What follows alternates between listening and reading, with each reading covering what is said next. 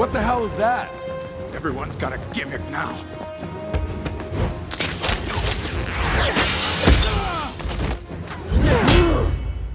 You have a metal arm? That is awesome, dude! When making a universe, especially one that has more fictional elements than real ones at times, you often have to go and make your own materials to help explain things such as how this works, or how this, or this that, and well, so on and so forth. So, for the Star Wars and Marvel universes, they have made their own metals that are intentionally designed to be the strongest and most durable around. They are even attached to some of its coolest characters.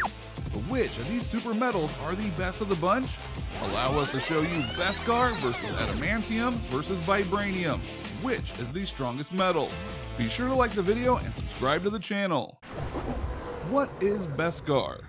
In ancient times, it was used to create special Mandalorian armor that had significant cultural and spiritual value. The Beskar of Mandalore has largely been plundered and is practically a currency like gold or silver. Well, we're going to start out our comparisons by breaking down each of these metals and then letting you know later on how they all compare to one another. First up, we start off with the Star Wars metal of Beskar. Beskar is a very rare and unique metal that is found solely, in terms of the source anyway, on the planet of Mandalore, home of the legendary Mandalorian race. These are some of the greatest and most feared warriors in the galaxy for a very simple reason: their Beskar armor. A true Mandalorian wears armor fully composed of this so that it can resist all manner of weapons, including special enemy blasters, explosions, and so on. And as you've no doubt heard about in The Mandalorian, they are a sect of Mandalorians that are so attached to their armor that they never remove it in the presence of others. Why? Because this is the way. Fast forward to the modern times in the Star Wars universe, basically everything that happens within the 9 Star Wars films and its shows, and there is a major problem with Beskar. Mainly in that the Empire and others have all but destroyed the surface of Mandalore and plundered its Beskar reserves to the extent that it is basically a currency traded in the universe because of its purity and rarity. This is why many Mandalorians, including everyone's favorite in Mando, go and try to find the Beskar to bring it back home and preserve the old ways. What is Adamantium? Adamantium is a very dense, artificial iron-based alloy that is virtually indestructible. A sufficient amount is capable of surviving multiple nuclear explosions with no damage. A pure blade of adamantium is capable of cutting almost any known substance, with the known exceptions of adamantium itself and Captain America's shield. Adamantium is the super metal that is mostly tied to the character of Wolverine, aka Logan, aka James Howlett, just saying. Anyway, this metal is what makes Wolverine who he is, and alongside his healing factor is something that makes him almost unkillable. The mysteries of this metal have been lorded over by fans of Wolverine for decades, until various stories told the truth about what it was and how it made Wolverine who he is. It's easily a metal that everyone knows and without a doubt is the most well-known of the three in terms of popularity and time in the spotlight. What is Vibranium? What's going on? Alex, we're locked out of the studio. Methinks you need some vibranium to open this door.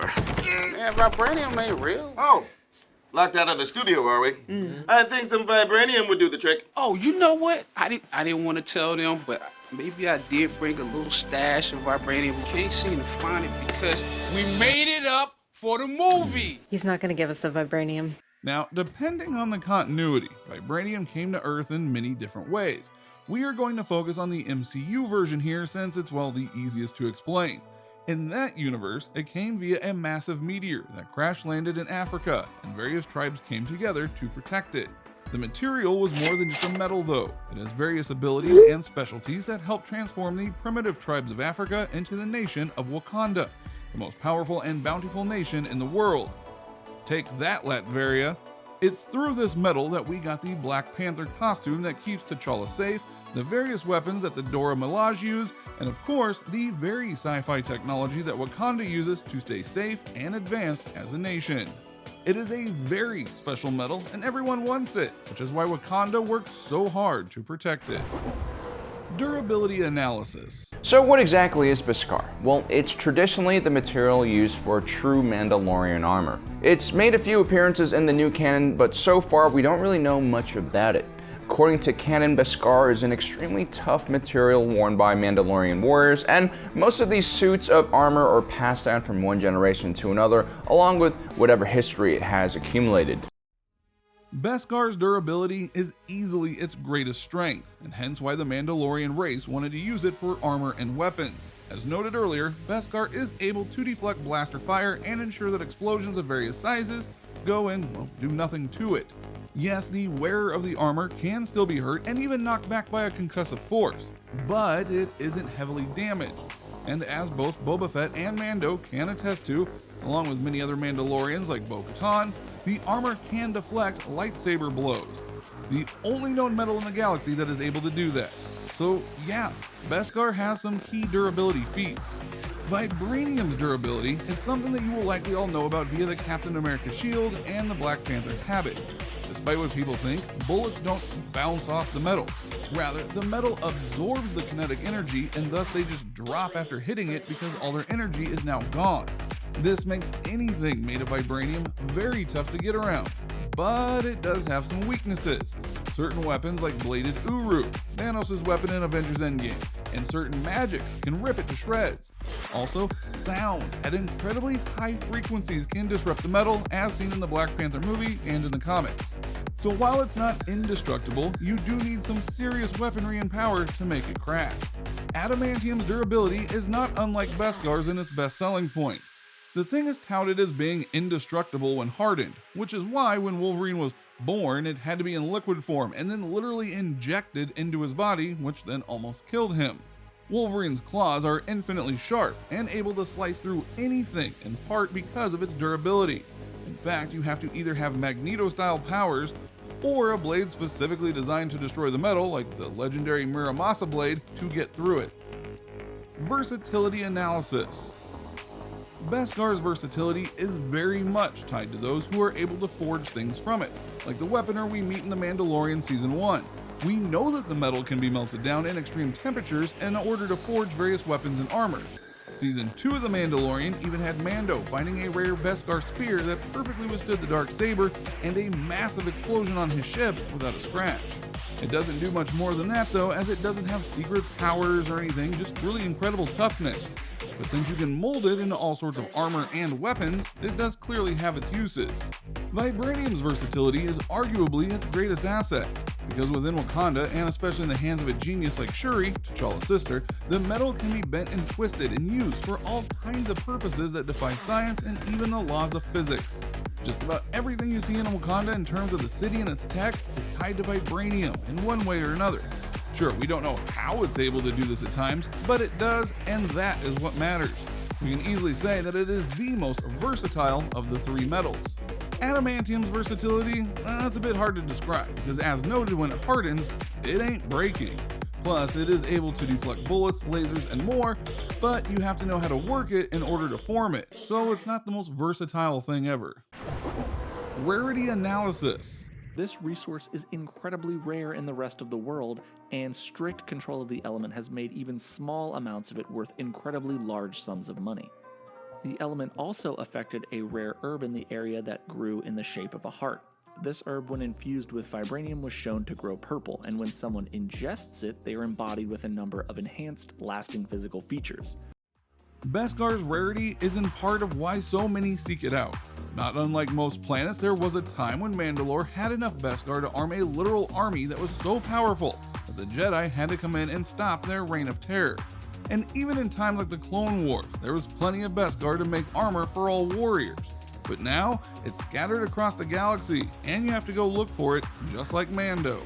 Vibranium's rarity, it's a dual-edged sword. An epic one made in Wakanda, no doubt, because it is located in one place, but its reserves are massive.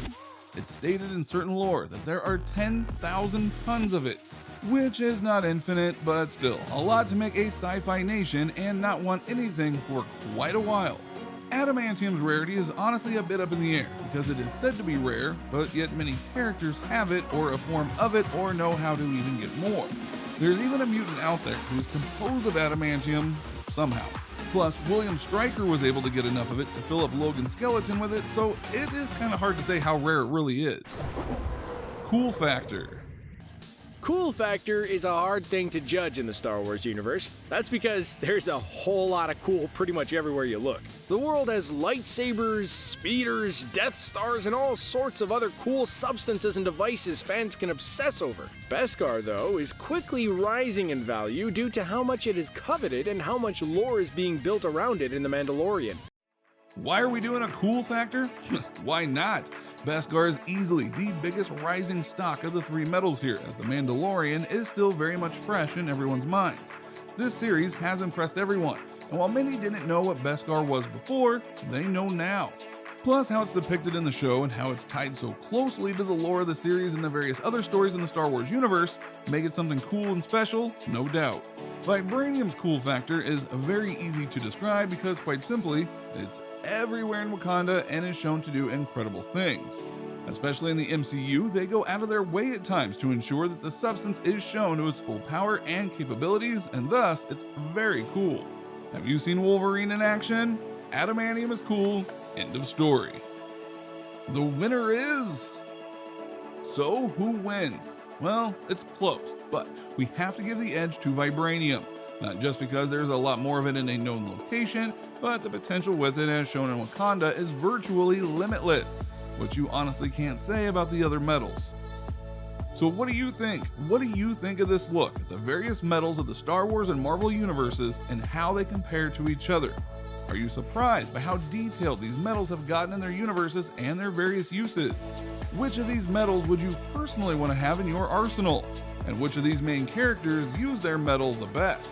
Let us know in the comments below. Be sure to subscribe, and we'll see you next time on the channel.